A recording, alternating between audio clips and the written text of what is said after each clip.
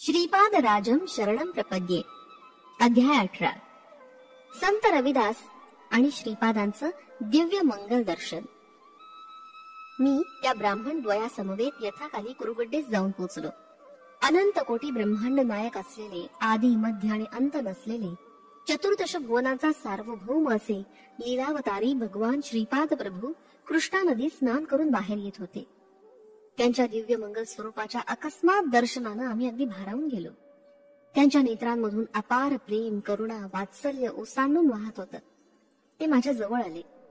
मी भांबावून जाऊन काय करावं हे मला सुचलंच नाही. ते स्वतःच मला नमस्कार करण्यास सांगत होते. मी त्यांना चरणस्पर्श केल्यावर त्यांनी कमंडलूतील पवित्र जल माझ्या अंगावर शिंपडलं. मी दिग्मूढ झालो. ते आपल्या मधुर वाणीनं म्हणाले, बेटा शंकर भट्ट, मी तुझ्यावर प्रसन्न झालोय. त्या मधुर वाणीचं वर्णन मी शब्दात करू शकत नाही. त्यांची वात्सल्यपूर्ण दृष्टी माझ्यावर पडली आणि मी कृतार्थ झालो. समस्त भूतलावरील आपल्या अनंत शक्तीनं विराजमान असणाऱ्या श्रीपादांनी आपला वरदहस्त माझ्या शिरावर ठेवला. माझी कुंडलिनी शक्ती जागृत झाली आणि मला दिसणारी सारी दृश्य सृष्टी अंतर्धान पावल्यासारखी अनुभूती आली. हजार सागर एकदम येऊन मला आलिंगन देत असल्याचा भास झाला. अनंत शक्तीचा विद्युत प्रवाह माझ्या नसानसांमधून वाहत गेल्यासारखा वाटून मोठा दाह झाला. माझे डोळे आपोआप मिटले गेले. नाडी आणि हृदयस्पंदन दोन्ही थोड्या वेळासाठी थांबले होते. माझं मन निर्विकार आणि निश्चल होऊन अनंत शून्यात हरवलं. माझ्या हृदयातील चैतन्य अनंत अशा विश्व चैतन्यात विलीन झाल्यासारखं भासलं. या अवस्थेत मी अत्यंत आनंदात होतो. त्याचं वर्णन शब्दानं करता येणं कठीण आहे. या अत्युच्च आनंदाच्या अवस्थेत माझ्यातून कोट्यान कोटी ब्रह्मांड, सृष्टी, स्थिती, लय पावत आहे असं मला भासमान झालं. मी यापासून भिन्न नाही असा दृढ विश्वास वाटत होता.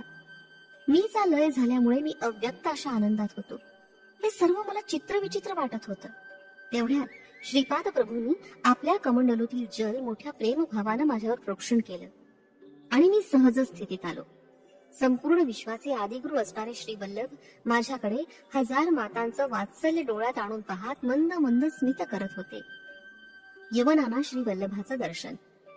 माझ्या बरोबर आलेल्या ब्राह्मण द्वयांना श्रीपाद प्रभूंबरोबर बोलणं किंवा पादस्पर्श करण्याचं धैर्य नव्हतं. श्रीपाद स्वामी मला म्हणाले, तुझ्या बरोबर आलेले हे दोघं अपरिचित कोण आहे? मी म्हणालो, प्रभू, आपल्या दिव्य चरणांचं दर्शन घेऊ इच्छिणारे हे दोन ब्राह्मण आहेत.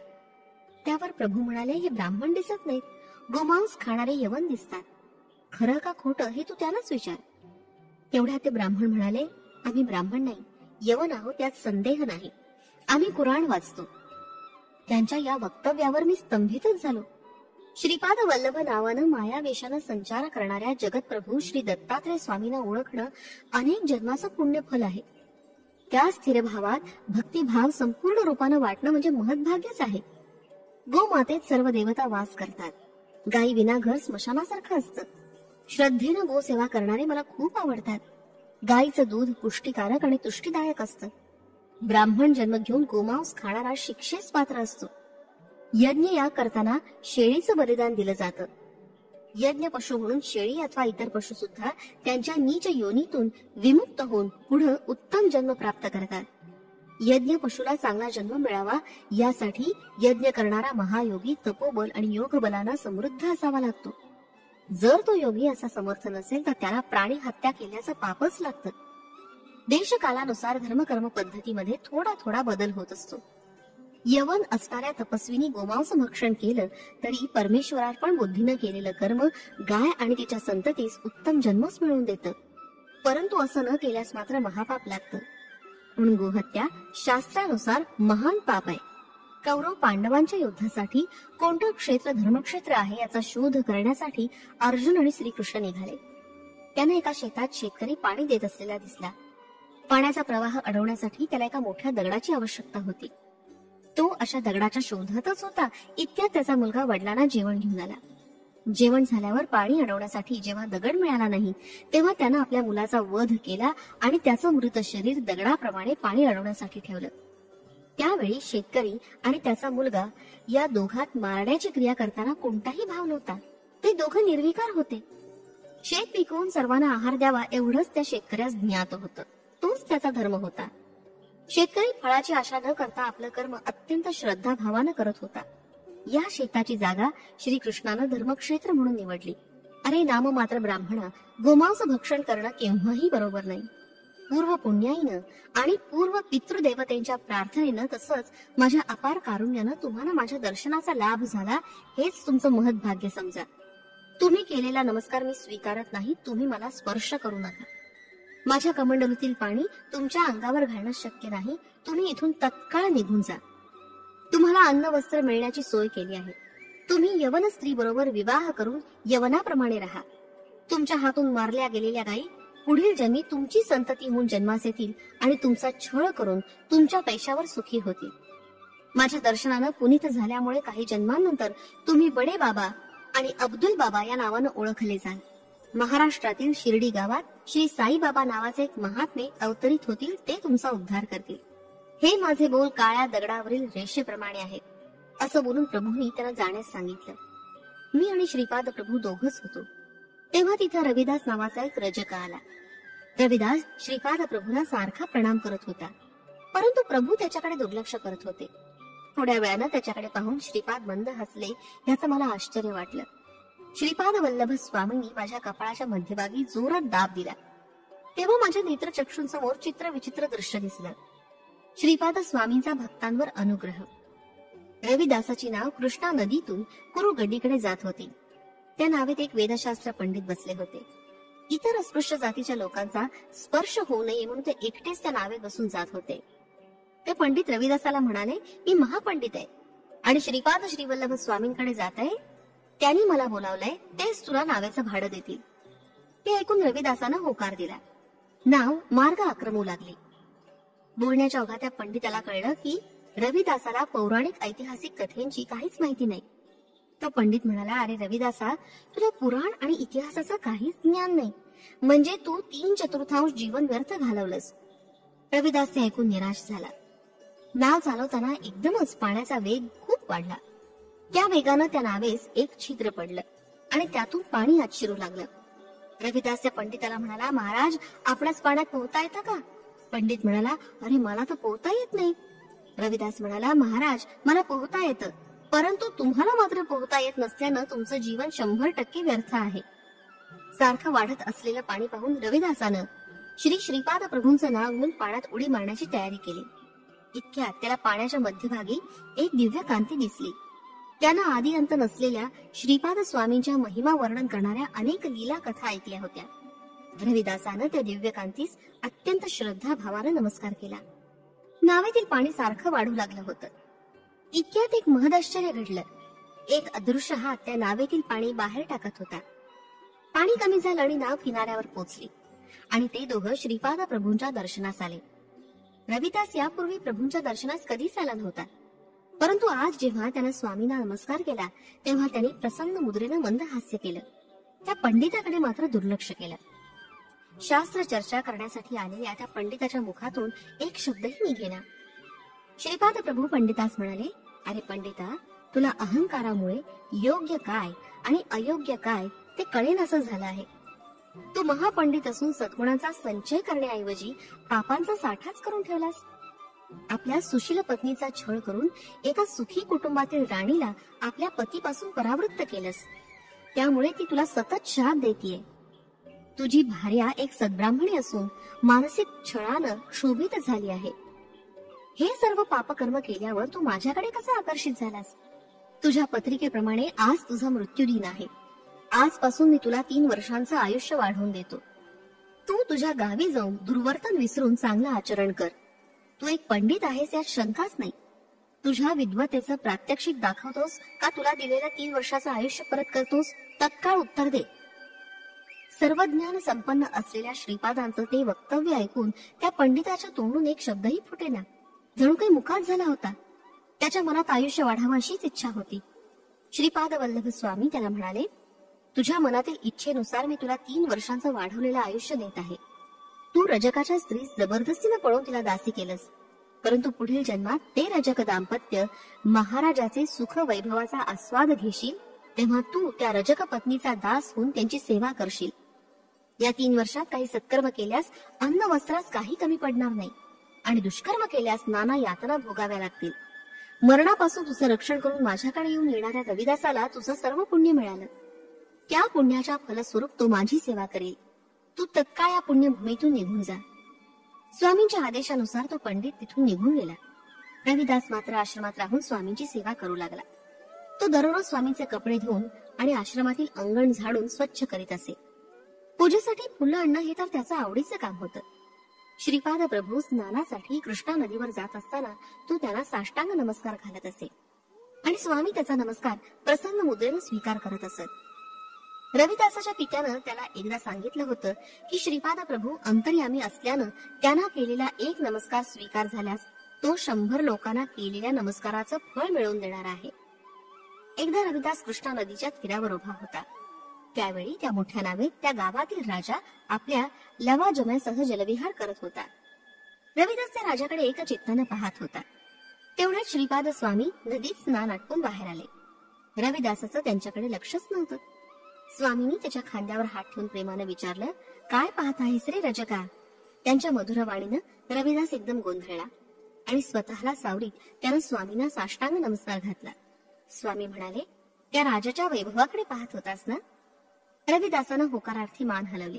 ते पुढे म्हणाले, तुला राजा होण्याची इच्छा आहे ना? तू पुढच्या जन्मी विदुरा नगरीचा म्हणजे सध्याचा बिदर नगरीचा राजा होशील. त्यावेळी मी नरसिंह सरस्वती रूपात तुला दर्शन देईल. तो रजक म्हणाला, प्रभू, मला राजा होण्याची इच्छा आहे, परंतु आपल्या चरणांची सेवा मला सदैव मिळावी. स्वामींनी रविदासाची ही इच्छा पूर्ण केली. तो मृत्यूनंतर यवन कुलात जन्मला आणि यथाकाली तो विदुरा नगरीचा राजा झाला. राज्य वैभव उपभोगून जीवनाच्या उतार वयात त्याला नरसिंह सरस्वती स्वामींचं दर्शन झालं. त्यांच्या कृपेनं त्यास पूर्वजन्माची आठवण झाली आणि तो नरसिंह सरस्वती स्वामींच्या चरणावर नतमस्तक झाला. त्यानं स्वामींना आपल्या राजधानीत नेऊन मोठा सन्मान केला. खिरीनं भरलेलं अक्षय पात्र. आम्ही सर्वजण बसलो असताना एक तरुण ब्राह्मण तिथे आला. तो दुरून आला असल्यानं त्याचे पाय धुळीनं भरले होते. त्याचं नाव वल्लभेश्वर शर्मा असं होतं. त्याचं गोत्र काश्यप होतं आणि तो अपस्तंभ शाखेचा होता. श्रीपाद प्रभू पिठिकापुरमहून येणाऱ्या भक्तांना आपल्या आत्मीयाची सविस्तर माहिती, त्यांचा क्षेम कुशल विचारित असत. हा सर्वज्ञानी असणारा श्रीपादांचा आवडता छंद होता.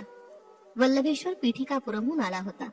त्याला स्वामींनी आपल्या नातलगांचे, स्नेह संबंधितांचं क्षेमकुशल विचारलं. मध्यान्हाची वेळ झाली होती.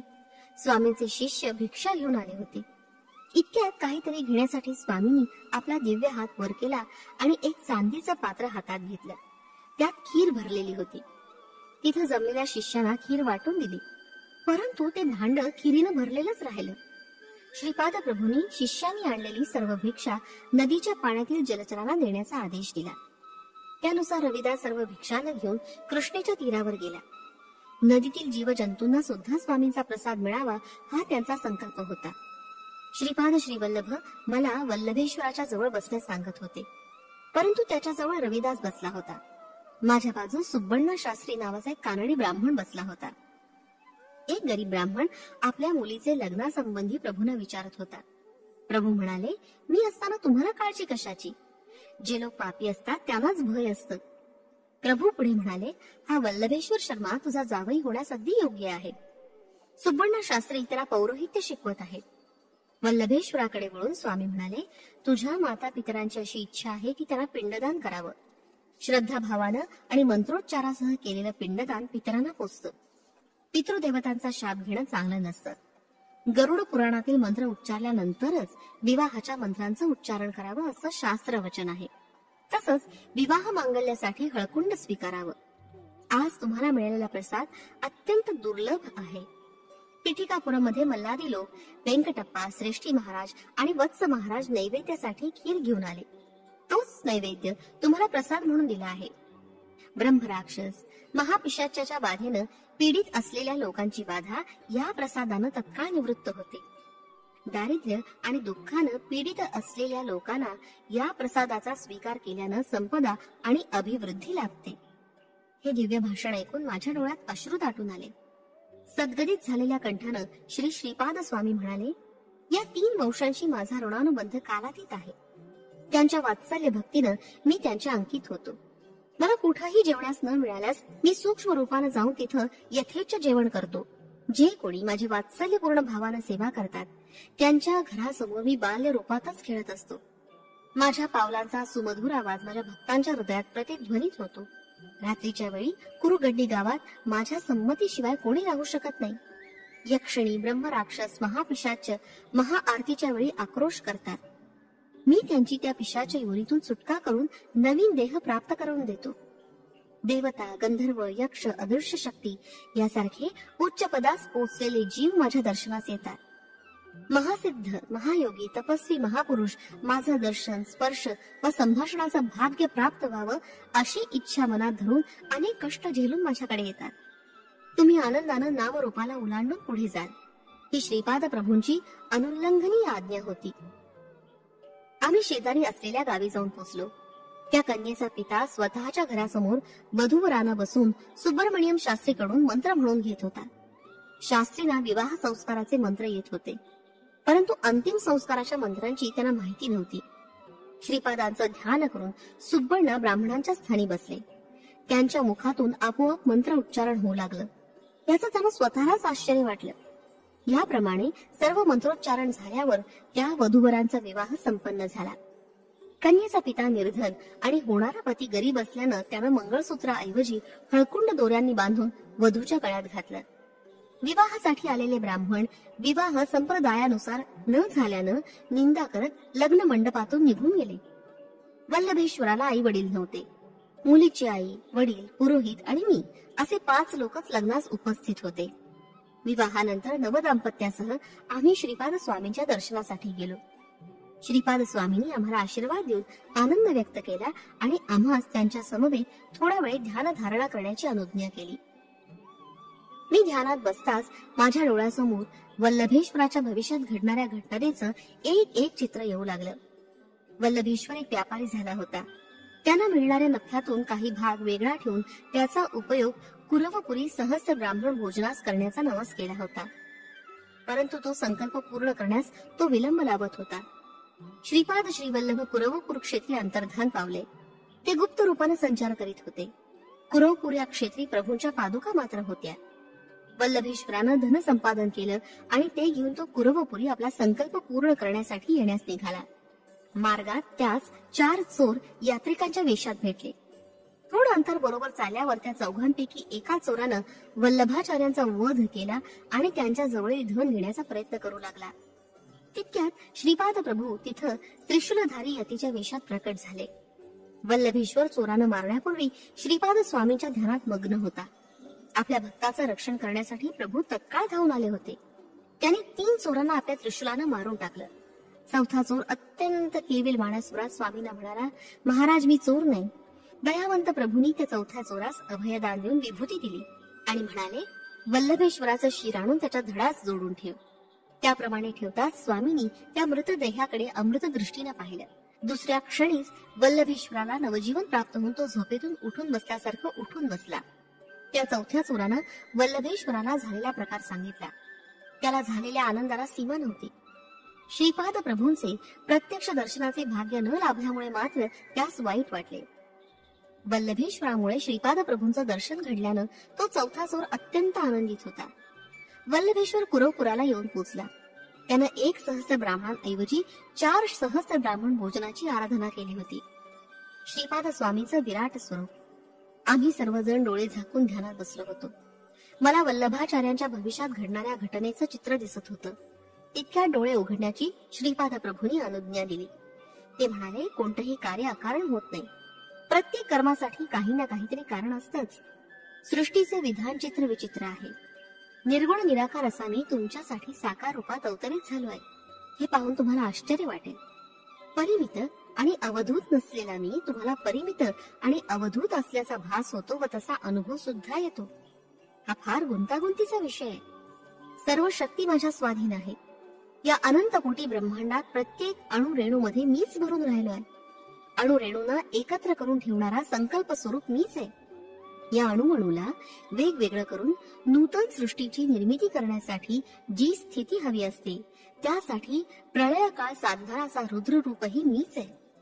हे ज्ञान आणि हे अज्ञान याचा तुम्हाला बोध करून सर्व जीवांस अनेक प्रकारची माया करून त्यात सर्वांना बंदिस्त मीच करतो. जेव्हा जेव्हा भक्त आर्ततेनं माझी प्रार्थना करतात आणि मला सहाय्यासाठी बोलवतात, तेव्हा तेव्हा मी सहस्त्र बाहूंनी त्यांचं रक्षण करतो. हे माझं अनादि तत्वही मीच आहे. प्रत्येक जीवमात्रात व्यापून असलेला मी तोच मी. अशा मी मध्ये असलेल्या शक्तिमत्व, सर्वज्ञता, सर्वांतर्यामित्व तुमच्या दृष्टीला दिसत नसल्यानं तुम्ही भ्रमित होता. याचा तुम्हाला अनुभव येऊन तुम्ही मला व्यक्त स्वरूपात पाहिलं तर आश्चर्य वाटण्यासारखं काही आहे का? परब्रह्म स्वरूप असलेले श्रीपाद प्रभू या प्रकारे समजावून सांगत असताना घंटानाद ऐकू आला. सगळे आश्चर्यकारक मनस्थितीत असताना तो घंटानाद शांत झाला. आम्ही सर्वजण बसलो असताना श्रीपाद प्रभू म्हणाले, श्रीपाद श्री वल्लभांचा हा अवतार फळ देणारा महान अवतार आहे. माझं नामस्मरण केल्याशिवाय कोणताच अवधूत पूर्ण सिद्धी प्राप्त करू शकत नाही. तसंच महान योगी सुद्धा सिद्धी प्राप्त करण्यासाठी माझं नामस्मरण करतात. हे वल्लभेशा, तुझे आईवडील लवकरच निवर्तले आणि तुझ्या नातेवाईकांनी तुला दुर्मार्गाला लावून तुझी सर्व संपत्ती हिरावून घेऊन तुला भिकारी केलं हे आम्हाला ज्ञात आहे. त्या नातेवाईकांची मुलं सुद्धा तुझ्याशी वैरभावानं वागतात हे आम्ही जाणतो. तुझे ते दुष्ट नातेवाईक पुढील जन्मात चोर बनले. तू धन घेऊन कुरुगड्डीस येत असताना त्या चोराने तुझं धन लुटून तुला मारून टाकलं. तू आमचं स्मरण करताच आम्ही तिथं प्रकट होऊन आमच्या त्रिशूलानं 3 चोरांचा वध केला. चौथा चोर आम्हा शरण आला. त्याचा दोषही अत्यंत कमी असल्यानं आम्ही त्याला जीवनदान दिलं. श्रीपाद प्रभूंचं हे वक्तव्य ऐकून वल्लभाच्या पत्नीच्या डोळ्यात पाणी आलं.